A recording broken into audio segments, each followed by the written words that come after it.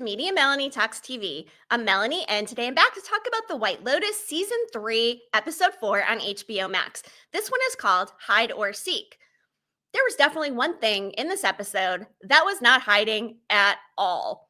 That's right, we saw that full frontal shot of Tim Ratliff's package, the full D. Tim Ratliff's been popping the Valium, stealing Victoria's pills, and just sprawls out on this couch in his family's villa. Did not see that coming whatsoever. The big question I have is, do we think that it's Jason Isaacs' real deal, or did he use a prosthetic? Make sure that you cast your vote down in the comments. Very important stuff. I'm going to get more into this episode, that yacht party, the friend group getting attacked by water guns in this Thai New Year celebration. There were a lot of really great moments in this episode. And what I'm hearing about episode 5 is that things completely get wild.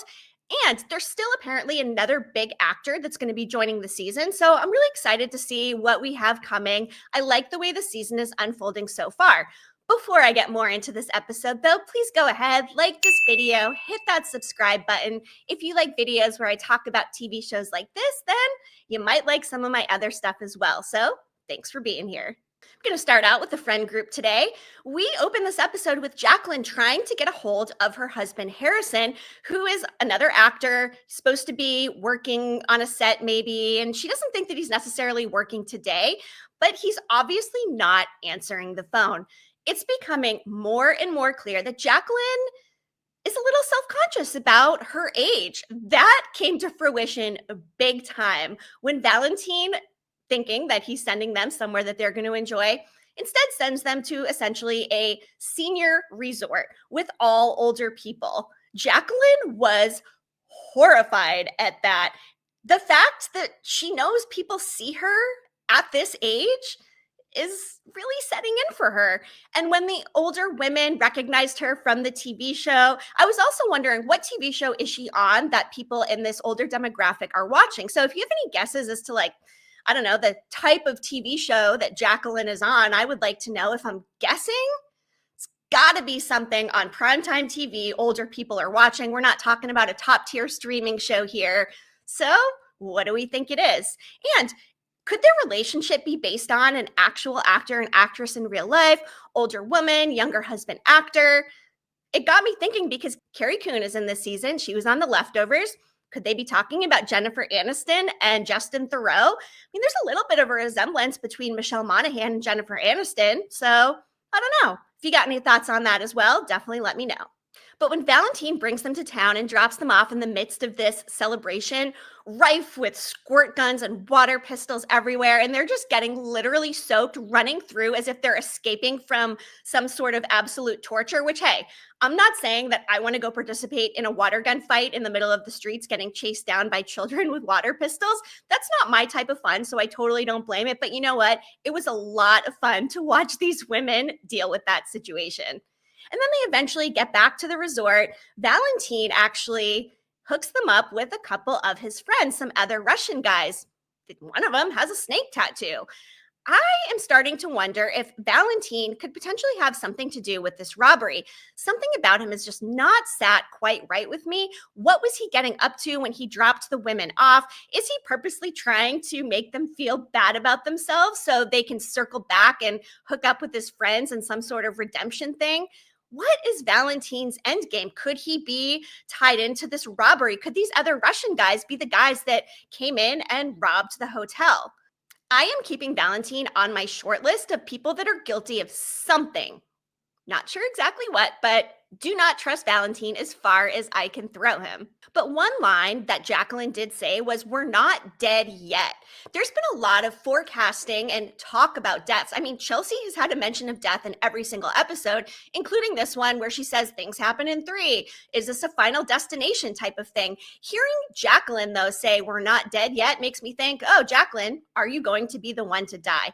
I don't think it's going to be Chelsea. They are completely taking us down the wrong path with that by focusing so much in on death and Chelsea, shining a light on that.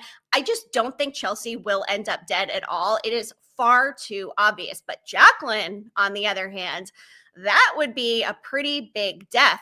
And I would have to assume after having a millionaire die at one of the White Lotuses in season 2, and then having an actress die at a White Lotus in season 3, when is the White Lotus going to come under more scrutiny for whatever is happening? And yes, they are completely different destinations around the world, but what are the odds of all of these things happening at these hotels? Makes me wonder, how many deaths do other hotel chains and resorts average amongst all of their different locations? Is it pretty common? I mean, people die in hotels all the time, so perhaps there's not enough media scrutiny about it. But I've got to imagine if a major actress who everybody recognizes is the one who's killed, that's going to have some major consequences for the franchise, I would think. Before I get into the yacht party and Rick and Chelsea, let's talk a little bit more about the staff since we were just talking about Valentine. Guy talk. Our guy talk. I mean, how do you still have a job?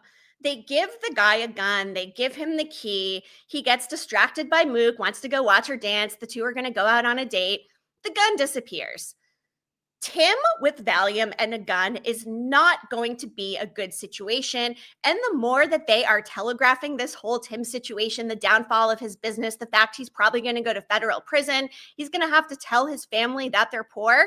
I said in the last episode when Tim started taking the Valium, doesn't it kind of have to be him floating in this lagoon? I mean, we know he has the gun. The gunshots happen. I will say those gunshots sounded more like rapid fire than one individual gun itself. My thought would be more that maybe Tim Ratliff actually offs himself or falls into the river. And then let's say he does fire the gun and off himself in the river, lagoon, whatever we want to call that body of water. Then, I don't know, do the other guards or people come running towards him? Like, is that what prompts the gunfire? I don't know. But yeah, Tim Ratliff is having a pretty hard time right now. Again, he sprawls out. We got to see that full on D. Saxon's busy making some smoothies. Saxon is outrageous. The comment he makes about we don't drink the smoothies for the taste, we drink it for the high tea and the BDE. I don't think Saxon has the BDE. If you don't know what BDE is, you're going to have to go look it up. But I just don't think he has it. I think he has the opposite. I think men who act like that, the over masculinity, just the toxicness of it all, opposite of BDE. We did see his as well. So I'm not saying he literally has a small one. I'm just saying he does not give that type of energy. Tim does go to get his phone back at one point. Pam's like, oh, you're very popular. Tim's walking around there like a literal zombie. When he sees all those text messages flooding in, he hears the voicemails. I think it really hits him that this is not good. We are in big trouble. Piper confides in Lockie that she's actually going to be telling the family all about the Buddhist retreat situation this week, which is kind of surprising to me that she even wants to go and spend an entire year there. I mean, she didn't seem to do a lot of research, and she said that she looked around, but it seems like a pretty cursory glance to me. Why would she have not done a little bit more exploring? It is just giving this entitled rich girl energy that she just assumes it'll be fine. But she's also the type of character, I think, who would end up going there and after a week, like, oh, this is just so not for me. But she may end up wanting to stay there forever, of course, when she realizes that her family and her dad is a big criminal and has cheated tons of people. So also wouldn't be surprised if she wanted to go into hiding and ends up staying there for even longer than a year. Let's not forget that line that Tim Ratliff said. He said, I would rather fucking die. So does that mean he's going to die, or are they making it too obvious for Tim to be the one as well? If we're looking at somebody that they really have not shown us to potentially be that person floating in the lagoon, maybe we need to think a little more outside the box. Now that Belinda knows what Gary is up to, and of course is Greg and killed Tanya, maybe she takes it upon herself to take him out. And it's one of the staff members. And just back to the staff for a moment. Now we know that Zion, Belinda's son, is also on the way. That's who we saw in the opening shot of the episode, Zion. I wonder how he will come into play once he arrives. Again, I don't think Belinda is the body floating in the lagoon, because I'm still convinced that if it was, that Zion would have ran straight towards her, embraced her, held her in his arms, and also made sure that she was actually dead. So if there's a couple people that I'm crossing off the list of being the dead body in the lagoon, Belinda and Chelsea. Do not think it's you. Let's talk about Rick and Chelsea for a moment. As I mentioned before, Chelsea's getting concerned about all the things that are happening, and she is so sweet going to check in on the gift shop women after that robbery. Chelsea has a heart of gold, and despite Rick treating her like a complete piece of crap, she still cares so much for him, still wants to help him, snap him out of whatever this funk is, and she is genuinely concerned when she finds out more about this trip to Bangkok. I was actually surprised that Rick even opened up to her and told her. I thought he would kind of keep that a little bit closer to the vest, but nope, he let her know and tells her that apparently on his mom's deathbed, she told him the name Jim Hollinger and said he had something to do with the disappearance of his dad when he came to Thailand. I do not believe Rick's mom. Still would not be surprised if this actually ends up to be his father. Or there's got to be just more to this story. I don't think it's quite as simple as he's going to go find Jim Hollinger in Bangkok. Chelsea knows he's going to do something to him if he does find him. So I think what has to come of it is Rick is going to come to the realization that in fact it's his father. Now, will Jim Hollinger admit that, or will he just maybe say that and try to lead Rick astray because he doesn't want Rick to kill him? I'm not sure what exactly is going to happen in Bangkok, but it is probably going to be substantial. Especially given that Chelsea's like, yeah, this is what you do. You hurt people. We know Rick is not a good guy. In fact, he's admitted that to us. But the women who he did the treatment with there said, you can escape this karmic cycle. So will he have some sort of awakening or realization that he doesn't necessarily have to repeat this cycle of death and then keep this bad karma going? Maybe he can achieve some sort of forgiveness or at least learn more about who his dad was, what he was maybe really doing there, and get some sort of closure. And then maybe, I don't know, him and Chelsea could just sail off into the sunset together. I think that is just two champagne roses and caviar dreams. Don't think that will happen, but I wouldn't mind seeing a happy ending for Rick. I am so invested in his character. I love Walton Goggins. By the way, if you like Walton Goggins, The Righteous Gemstones is back for its fourth and final season on HBO Max, and obviously you already have HBO Max. So if you haven't watched it, check it out. It's got John Goodman, phenomenal cast, very funny show. And Walton Goggins' character, Uncle Baby Billy, amazing. Let's get into the yacht party. Now, I mentioned I would not want to be going and partaking in a squirt gun fight on the streets to celebrate Thai New Year, but I would not mind hanging out on that yacht. How fun does that look? When Rick and Chelsea show up, it's funny because Chloe is like, oh, hey, this is my new BFF. Could they be befriending Rick and Chelsea? For some nefarious reason? We know Gary/Greg is a bad guy. Could they be up to something? Is Chloe complicit? I mean, she does seem like she's just a girlfriend. She wants to have fun, access the yacht. And I was actually surprised that Gary let them take the yacht out. He does not say very much, but if looks could kill, earlier in the episode when Belinda walked by him after she does the internet search and figures out exactly who he is, I don't know. I mean, Belinda might not be safe, but again, I just still don't think it was her that was floating in that lagoon. But what will happen? Will she confront Gary about this? What happens when she does? An interesting comment with Parasol Victoria here on the yacht, who is very distraught when she realizes that her Valium is completely gone and she probably can't make it through a week of wellness without them. And Piper's like, what do you mean? What's wrong with you? But Victoria mentioned something about how all the finance people could somehow be in the same circle as Tim. Do these people somehow know each other? Could they be connected? Everybody is going to know Tim Ratliff once this big news breaks. And I also wonder, how is nobody getting this news? Okay, I know nobody has their phones. Are there also just no televisions, no news, no nothing there? And I guess if there were, would they be broadcasting the news from the states surrounding that? Eventually, the news is going to break about this. And I think it's going to be devastating for the Ratliffs. Imagine growing up with that sense of wealth, entitlement. Your father's the governor of North Carolina, for goodness sakes, and then you get it all taken away from you. Yikes. The most disturbing yacht scene for me was Tim touching Piper's face, and the way he did it and how long he did it for creeped me out. Now, there have been some definite incestuous vibes with this family in general between the two brothers, some of the comments made about the siblings to each other. It really grosses me out, and I was so uncomfortable when he was touching her face. Jason Isaacs is doing a phenomenal job playing this valiumed up lorazepam dude who is just completely unraveling. But yuck. Like, can we just not be creepy with your daughter, please? Just no. Just no. Saxon is on his never-ending quest to get Lockie laid.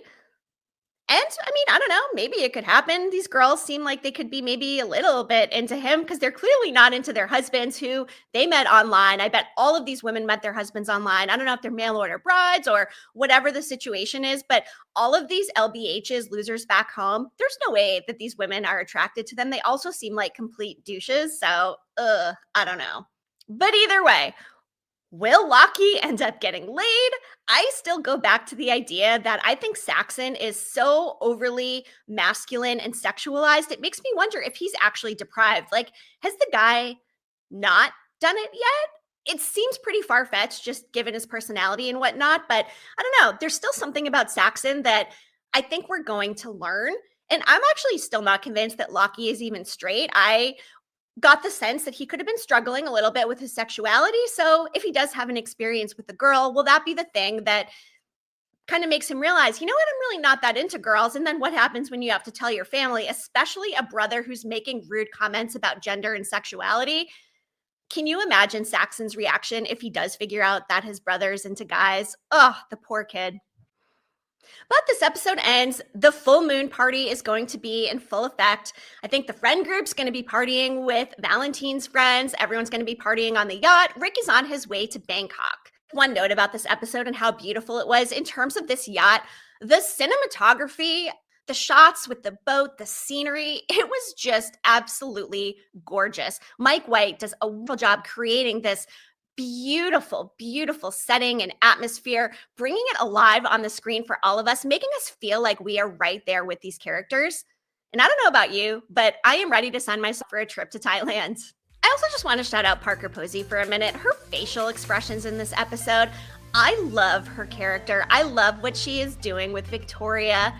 I think she is just phenomenal. Really, this entire cast is. I'm excited to see who this new actor is, who they've cast, what big name could it be, and how are they keeping this such a secret is another question. A lot of times things get leaked and spoiled, and I like it when they don't because it does end up really shocking us as viewers, and I love that. All right, what did you guys think about this episode? What do you think about the season as a whole so far? Our characters are getting a little bit more entrenched with each other, the surroundings, the people around them. And if S does hit the fan in the next episode, I am so here for it. And obviously I will be back to cover the White Lotus again. So be sure to like this video, hit that subscribe button, and check out some of my other coverage as well. I'm also covering Severance on Apple TV+, and I'm going to be covering Happy Face on Paramount+, which is coming very soon. That one is a true crime story, and if you like murder mysteries, then you are going to love that. So stick with me for more TV talk. Thank you so much for tuning in, and I'll be back again soon. Media Melanie, clicking off.